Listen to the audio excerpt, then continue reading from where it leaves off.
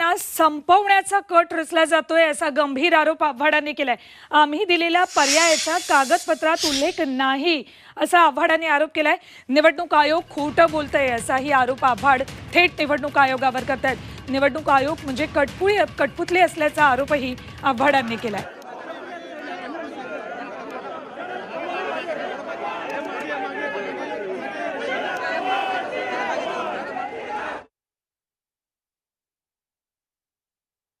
शरद पवारांना संपवण्यासाठी, त्यांना मारण्यासाठी, त्यांची हत्या, राजकीय हत्या करण्यासाठी किती मोठा कट रचला जातोय। अहो, आम्ही तुम्हाला पर्याय दिला होता ना, तुम्ही त्या पर्यायाचा उल्लेखच केला नाही कागदपत्रामध्ये तुमच्या। म्हणजे तुम्हाला पाहिजे तशी टायपिंग करून घेतलंय। आता हे टायपिंग त्यांनी केलंय की नाही हे पण आम्हाला शंका आहे। अत्यंत गंभीर आरोप जितेंद्र आव्हाडांकडून निवडणूक आयोगावर केले जातात।